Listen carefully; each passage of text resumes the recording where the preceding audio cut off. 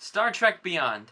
Before I begin, I just want to say my expectations were super low after Into Darkness, and seeing that the film was directed by somebody new this time and not J.J. Abrams, this time it's Justin Lin, the guy who's done most of the Fast and Furious movies, who's also announced to be directing Space Jam 2, who's also really good at delivering fast-paced action scenes. I didn't know what to expect, especially with some really questionable trailers at first. The first trailer for this movie, I was not impressed at all. I was really worried. It looked like a very low-budget, poorly CGI'd, half-assed movie. But the most recent trailer that had come out before this movie came, it actually gave me a little bit more hope it was better. I was like, okay, it looks like it's gonna be an okay film. Anyway, I walked into this movie expecting nothing, and I gotta say, I somewhat enjoyed it. I don't think people will like it as much as they liked the first one, but I do think it's a refreshing step away from Into Darkness, which most people were left disappointed. If you take this as a pure action comedy with no serious drama whatsoever, I think you'll enjoy this film. Simon Pegg is actually one of the co-writers of this movie, and you really can tell because it's actually pretty hilarious. Mostly from Bones and Spock, who completely steal the show in my opinion. The movie's funniest scenes come from them. They end up stranded together on a hostile alien planet and they have to, yeah, you know it, buddy cop it up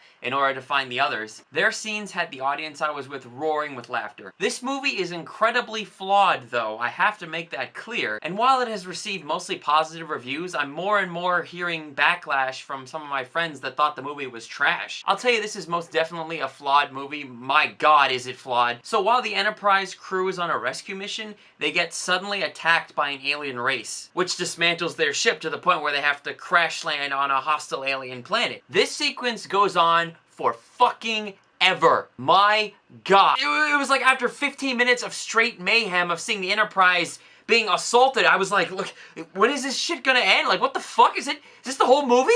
It was so many fast edits, and I began to feel really disoriented, and I'm not even entirely sure the 3D was to blame. Oh yeah, don't see this in 3D. It sucks. It sucks. But seriously, that sequence where the ship is attacked, where you've seen it in the trailer, it goes on and on. It must have been 20 minutes long, and it felt like it was never going to end. Never gonna end. Like, the aliens get aboard on their ship, they're looking for this artifact that the crew has, and they come on, and while the aliens are attacking outside and destroying the warp drive so they can't escape, and then it cuts to each and every single member of the crew while they try to find their own specific escape pods to make it out of there alive. All done through these ADHD fast cuts and edits to the point where I didn't know what the fuck was going on. But once that sequence finally ends and they land on this hostile alien planet, that's where the movie's lightheartedness really kicks in, because this is really a more lighthearted, fun movie. Now let's get to the villain, who is the head of the alien race that attacks their ship. Mercy will be the last thing on his mind. I am counting on it. He's played by the great Idris Elba, who is in every movie this year. I'm just kidding, it totally seems like he is though. Is abysmal. This villain is atrociously useless. Holy shit. He has like this machine, his ability where he gets his energy by sucking the life out of people's bodies. He's pathetically useless in this movie. He serves as a dumb endgame for an otherwise very funny script. He only exists so that they can have some kind of opposition in this film. That's it. He's just a totally forgettable villain. This guy goes around giving these completely forgettable speeches and lines and displaying an unenthusiastic power, and all the while looking like total shit. Seriously, who designed his costume? Near the end of this movie, during the final confrontation, the makeup of his final form is unforgivable. It looks like someone took a shit on Idris Elba's face. I'm not kidding. I don't have a picture to show you, but that's probably a good thing. You'll find out in due time. This film is dedicated to Leonard Nimoy and also to Anton Yelchin, who very tragically died last month.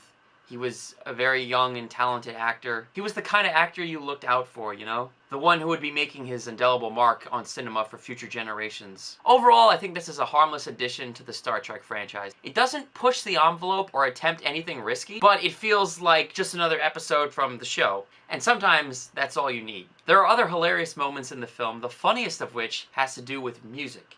You'll see what I mean when you see it. It had me crying with laughter. Me and my friends we applauded. It was like one of those moments where you want to stand up and applaud. It was so funny and so well done. Another thing this movie seems to do really well, I should say the cast seems to do really well, is the looks they give each other and the looks they give the camera in this film are all very funny. The way that Bones looks at Spock when he can't believe what he's telling him. or the way that Sulu looks at Kirk when he's requested something strange. It's very hilarious looks at the camera. It's like almost worth the price of admission alone. I think it shows you just how comfortable this cast has become with each other after doing 3 movies now together, and they're just in their element, and with Justin Lin just being a very fun, fast-paced director. Because again, there's no real serious drama in this film. None whatsoever. It's just a pure action comedy. Take it as such, and I think you'll have a good time. Yeah, the 3D sucks. I don't know why I keep seeing movies in 3D. I keep telling myself, this is the last time I'm going to see a film in 3D. Gotta remember, 2D next time. 2D, always 2D. Oh, God, I just, almost every movie, the 3D sucks dick. Oh my God. It was so disorienting. This is not a film made for 3D. I don't even think they filmed it. I think it was converted after the fact, which is even worse. But wow, with these kinds of camera movements and edits, you do not want that extra layer. No, you do not. You do not. I feel like only 2 movies had great 3D. You know, Avatar, because he fucking made the technology for that movie, and it actually came off across as a great visual experience. You know, say what you will about the plot and other elements, but the visuals were great.